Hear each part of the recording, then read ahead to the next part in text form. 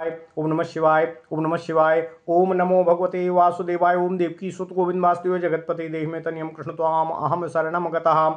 अथ श्रीमद् वाल्मीकि रामायण प्रथम खंड द्वितीय सोपान अयोध्या कांड सप्तनवतितमः सर्गः। श्री राम का लक्ष्मण के रोष को शांत करके भरत के सद्भाव का वर्णन करना, लक्ष्मण का लज्जित होकर श्री राम के पास खड़ा होना और भरत की सेना का पर्वत के नीचे छावनी डालना। ओम नमः शिवाय। ओम नमः शिवाय। ओम नमः शिवाय। ओम नमो भगवते वासुदेवाय। ओम देवकी सुत गोविंद वासुदेव जगतपति देहि में तनियम कृष्ण त्वाम अहम शरणम गतः। ओम नमः शिवाय। सुसंरब्धं तु भरतं लक्ष्मणं क्रोधमूर्छितं रामस्तु परिसन्त्वभ्याथ वचनं चेदं ब्रवीतो किमत्र धनुषा कार्यमसिना वा सचर्मणाः महाबले महोत्साहे भरते स्वयमागते किमत्र धनुषा कार्यं सेना वा किमत्र धनुषा कार्यं सेना वा सचर्मणा महाबले महोत्साहे भरते स्वयमागते पितुः सत्यं प्रतिश्रुत्य हत्वा भरतमाहवे किं करिष्यामि राज्येन शापवादेन लक्ष्मण यद द्रव्यं बान्धवानां वा मित्राणां वा क्षये भवेत् नाहं तत्प्रतिगृह्णीयां भक्ष्यानो विषयकृतानिव धर्ममर्थं च कामं च पृथ्वीं चापि लक्ष्मण इच्छामि भवतामर्थे एतत् प्रतिशृणोमि ते भ्रातॄणां संग्रहार्थं च सुखार्थं चापि लक्ष्मण राज्यमप्याहमिच्छामि सत्येनायुधमालभे। ओम नमः शिवाय। नेयम मम मही सौम्य दुर्लभा सागराम्बरा और नहि छेयाम धर्मेण सकृत्वमपि लक्ष्मण यद बिना भरतम त्वाम च शत्रुघ्नम वापि मानद भवेन मम सुखम किंचित भस्म तत्कुरुताम सिखी मन्येऽहमागतोऽध्योयां भरते भातृवत्सलः मन्येऽहमागतोऽध्योयां भरतो भातृवत्सलः मम प्राण प्रियतरः कुलधर्ममनुस्मरन् श्रुत्वा प्रव्राजितं मां हि जटावल्कलधारिणं जनक्यां सहितं वीरो त्वया च पुरुषोत्तम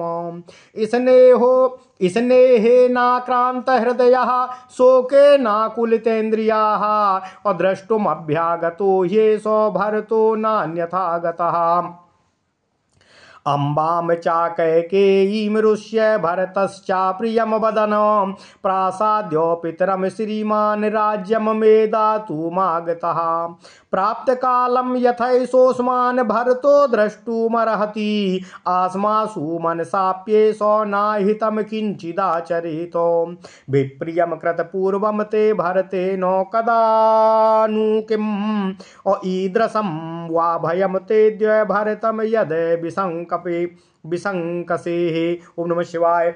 नहीं ते निष्ठुरम वाच्यो भरतो ना प्रिया बचः अहम ह्या प्रिय मुक्ता श्याम भरतस्या प्रिये कृते। ओम नमः शिवाय। ओम नमः शिवाय। ओम नमः शिवाय।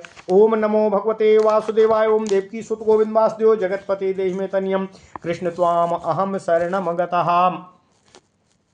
कथम तु पुत्रा पितरं हन्युः कास्याचिदापति भ्राता वा भ्रातरं हन्यात् सौमित्रे प्राणमात्मनः यदि राज्यस्य हेतोस्त्वामिमां वाचं प्रभाससे वक्ष्यामि भरतं दृष्ट्वा राज्यमस्मै प्रदीयताम् उच्यमानो हि भरतो मया लक्ष्मण तद्वचः राज्यमस्मै प्रयच्छेति बाढमित्येव मंस्यते तथोक्तो धर्मशीलेनो भ्रात्रा तस्य हिते रतः लक्ष्मणः प्रविवेशेव स्वानि गात्राणि लज्जया तद्वाक्यं लक्ष्मणः श्रुत्वा व्रीडितः प्रत्युवाचः त्वां मन्ये द्रष्टुमायातः पिता दशरथः स्वयं व्रीडितं लक्ष्मणं दृष्ट्वा राघवः प्रत्युवाचः एष मन्ये महाबाहुर्हास्मान् द्रष्टुमागतः अथवा नो ध्रुवं मन्ये मन्यमाना सुखोचित वनवासमनुध्याय गृहाय प्रतिनेष्यति इमां चाप्ये स वैदेहीमत्यन्त सुखसेविनीं पिता मे राघवा श्रीमान् वनादादाय यास्यति एतौ तौ सम्प्रकाशेते गोत्रवन्तो मनोरमो वायुवेगो समो वीरो जवनो तुरगोत्तमो सह एषो सुमहाकायः कंपते वाहिनी मुखे नागः शत्रुञ्जयो नाम वृद्धस्ता तस्य धीमतः नातु पश्यामि तच्छत्रं पाण्डुरं लोकविश्रुतं पितुर्दिव्यं महाभागो संशयो भवति मे वृक्षाग्रादवरोहत्वं कुरु लक्ष्मणमध्वचाः इतीव रामो धर्मात्मा सौमित्रिं तमुवाचः अवतीर्य तु शालाग्रात् तस्मात् सा समिन्ति जयः लक्ष्मणः प्राञ्जलिर्भूत्वा तस्थौ रामस्य पार्श्वतः भरतेनाथ सन्दिष्टा सम्पर्दो न भवेदिति समन्तात् तस्य शैलस्य सेनावासं कल्पयतो अधर्ममिच्छाकुच मूर्योजनम् पर्वतस्य पार्श्वे न्याविशदावृत्य गजवाजी नराकुलाः साचेत्रकूटे भरतेन सेना धर्मं पुरस्कृत्य विधूय दर्पम् प्रासादनार्थं रघुनन्दनस्य विरोचते नीतिमता प्रणीता। ओम नमः शिवाय, ओम नमः शिवाय, ओम नमः शिवाय। ओम नमो भगवते वासुदेवाय। ओम देवकी सुत गोविंद वासुदेव जगतपते देहि तनियम कृष्ण त्वाम अहम शरणम गतः। अथ श्रीमद् वाल्मीकि रामायण प्रथम खंड द्वितीय सोपान अयोध्या कांड 97वां सर्ग। श्री राम का लक्ष्मण के रोष को शांत करके भरत के सद्भाव का वर्णन करना, लक्ष्मण का लज्जित हो श्री राम के पास खड़ा होना और भरत की सेना का पर्वत के नीचे छावनी डालना। ओम नमः शिवाय, ओम नमः शिवाय, ओम नमः शिवाय। ओम नमो भगवते वासुदेवाय। ओम देवकी सुत गोविंद वासुदेव जगतपते देहि मे तनियम कृष्ण त्वाम अहम शरणम गतः। लक्ष्मण भरत के प्रति रोष के आवेश से कारण क्रोधवश अपना विवेक खो बैठे थे। उस अवस्था में प्रभु श्री राम ने लक्ष्मण को समझा बुझाकर शांत किया और उनसे इस प्रकार कहा, हे लक्ष्मण, हे महाबली और महान उत्साही भरत जब स्वयं यहाँ आ गए हैं तब इस समय यहाँ धनुष अथवा ढाल तलवार से क्या काम है।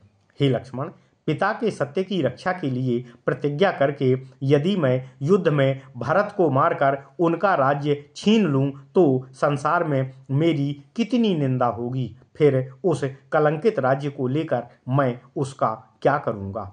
अपने बंधुओं तथा मित्रों का विनाश करके जिस धन की प्राप्ति होती है वह तो विष मिश्रित भोजन के समान सर्वथा त्याग देने योग्य होता है, उसे मैं कदापि ग्रहण नहीं कर सकता। हे लक्ष्मण, मैं तुमसे प्रतिज्ञा पूर्वक कहता हूं कि धर्म, अर्थ, काम और पृथ्वी का राज्य भी मैं तुम्ही लोगों के लिए ही चाहता हूं। तुम्हारे लोगों के हित के लिए भी उसकी कामना है। हे सुमित्रा कुमार, मैं भाइयों के संग्रह और सुख के लिए ही राज्य की इच्छा करता हूँ और इस बात की सच्चाई के लिए मैं अपना धनुष छूकर शपथ खाता हूँ। हे सौम्य, हे लक्ष्मण, समुद्र से घिरी हुई यह संपूर्ण पृथ्वी मेरे लिए बिल्कुल भी दुर्लभ नहीं है, परंतु मैं अधर्म से इंद्र का पद भी पाने की कदापि इच्छा नहीं रखता हूँ। मानद भरत को, तुमको और शत्रुघ्न को छोड़कर यदि मुझे कोई सुख मिलता है तो उसे मैं अग्निदेव में जलाकर भस्म कर डालना ही पसंद करूंगा। हे वीर, हे पुरुष प्रवर, भरत बड़े भ्रातृभक्त हैं वे मुझे प्राणों से भी बढ़कर प्रिय हैं। मुझे तो ऐसा मालूम होता है कि भरत ने अयोध्या में आने पर जब सुना कि मैं तुम्हारे और जानकी के साथ जटाबलकल धारण करके वन में आ गया हूँ, तब उनकी इंद्रियां शोक से व्याकुल हो उठीं और वे कुल धर्म का विचार करके स्नेह युक्त हृदय से ही हम लोगों से मिलने आ रहे हैं। इन भरत के आगमन का इसके सिवा और कोई दूसरा उद्देश्य कदापि हो ही नहीं सकता है। माता कैकेयी के प्रति कुपित हो उन्हें कठोर वचन सुनाकर और पिताजी को प्रसन्न करके ही श्रीमान भरत मुझे राज्य देने के लिए ही यहाँ आए हुए होंगे। भरत का हम लोगों से मिलने के लिए आना सर्वथा भी समयोचित है। वे हमसे मिलने के योग्य हैं। हम लोगों का कोई अहित करने का विचार तो वे कभी अपने मन में ला ही नहीं सकते हैं। भरत ने तुम्हारे प्रति पहले कब और कौन सा अप्रिय बर्ताव किया है जिससे आज तुम्हें उनसे ऐसा भय लग रहा है और तुम उनके विषय में इस तरह की आशंका व्यक्त कर रहे हो। भरत के आने पर तुम उनसे कोई कठोर या कोई भी अप्रिय वचन कदापि न बोलना। यदि तुमने उनसे कोई भी प्रतिकूल बात कही तो वह मेरे ही प्रति कही हुई बात समझी जाएगी। ओम नमः शिवाय। हे सुमित्रा कुमार, कितनी भी बड़ी आपत्ति क्यों न हो आ जाए, पुत्र अपने पिता को कैसे मार सकता है अथवा भाई अपने प्राणों के समान प्रिय भाई की हत्या करने का विचार कैसे अपने मन में ला सकता है। यदि तुम राज्य के लिए ऐसी कठोर बात कहते हो तो मैं भरत से मिलने पर उन्हें कह दूंगा कि तुम यह राज्य लक्ष्मण को दे दो। हे लक्ष्मण, यदि मैं भरत से यह कहूँ कि तुम राज्य लक्ष्मण को दे दो, तब वे बहुत अच्छा कहकर अवश्य ही मेरी बात का सम्मान करेंगे। अपने धर्मपरायण भाई के बारे में ऐसा कहने पर उन्हीं के हित में तत्पर रहने वाले लक्ष्मण लज्जावश मानो अपने अंगों में ही स्वयं समा गए हों और लज्जा से लड़ रहे हों। श्री राम का पूर्वोक्त वचन सुनकर लज्जित हुए लक्ष्मण ने कहा, भैया, मैं समझता हूँ हमारे पिता महाराज दशरथ स्वयं ही आपसे मिलने आए हैं। लक्ष्मण को लज्जित हुआ देखकर श्री राम ने उत्तर दिया, मैं भी ऐसा ही मानता हूँ कि हमारे महाबाहु पिताजी ही हम लोगों से मिलने आए हुए होंगे, अथवा मैं ऐसा समझता हूँ कि हमें सुख भोगने के योग्य मानते हुए पिताजी वनवास के कष्ट का विचार करके हम दोनों को निश्चय ही घर लौटा ले चलने के लिए आए होंगे। मेरे पिता रघुकुल तिलक श्रीमान महाराज दशरथ अत्यंत सुख का सेवन करने वाली इन विदेह राजनंदिनी सीता को भी अपने साथ लेकर ही घर को लौटने का प्रयत्न करेंगे। अच्छे घोड़ों के कुल में उत्पन्न हुए वे ही ये दोनों वायु के समान वेगशाली, शीघ्रगामी, वीर एवं मनोरम अपने उत्तम घोड़े चमक रहे हैं। परम बुद्धिमान पिताजी की सवारी में रहने वाला यह वही विशालकाय शत्रुंजय नामक बूढ़ा गजराज है जो सेना के मुहाने पर झूमता हुआ चला आ रहा है। हे महाभाग, परंतु इसके ऊपर पिताजी का वह विश्वविख्यात दिव्य श्वेत छत्र मुझे दिखाई नहीं देता है। इससे मेरे मन में संशय उत्पन्न हो रहा है। लक्ष्मण, अब मेरी बात मानो और पेड़ से नीचे उतर आओ। हे धर्मात्मा श्री राम ने सुमित्रा कुमार लक्ष्मण से जब ऐसी बात कही, तब युद्ध में विजय पाने वाले लक्ष्मण उस साल वृक्ष की अग्रभाग से उतरे और श्री राम के पास आकर हाथ जोड़कर उनके सम्मुख खड़े हो गए। उधर भरत ने सेना को आज्ञा दी कि यहाँ किसी को हम लोगों के द्वारा कोई भी बाधा नहीं पहुँचनी चाहिए, किसी को कोई कष्ट और पीड़ा हम लोगों के द्वारा नहीं होना चाहिए। उनका यह आदेश पाकर समस्त सैनिक पर्वतों के चारों ओर नीचे ही ठहर गए। उस समय हाथी, घोड़े और मनुष्यों से भरी हुई इक्ष्वाकु वंश नरेश की वह सेना पर्वत के आसपास ही 1.5 योजन अर्थात 6 कोस भूमि घेर कर पड़ाव डाले हुए स्थिर हो गई। नीतिज्ञ भरत धर्म को सामने रखते हुए गर्व को त्याग कर रघुकुल नंदन श्री राम को प्रसन्न करने के लिए जिसे अपने साथ लेकर आए थे, वह सेना चित्रकूट पर्वत के समीप ही बड़ी शोभा पा रही थी। इत्यार्षे श्रीमद् रामायणे वाल्मीकिये आदिकाव्ये अयोध्याकांडे सप्तनवतितमः सर्गः। इस प्रकार श्री वाल्मीकि निर्मित आर्ष रामायण आदि काव्य के अयोध्या कांड में 97वां सर्ग पूर्ण हुआ। ओम नमः शिवाय, ओम नमः शिवाय, ओम नमः शिवाय। ओम नमो भगवते वासुदेवाय। ओम देवकी सुत गोविंद वासुदेव जगतपते देहि मे तनियम कृष्ण त्वाम अहम शरणम गतः। ओम नमः शिवाय, ओम नमः शिवाय, ओम नमः शिवाय।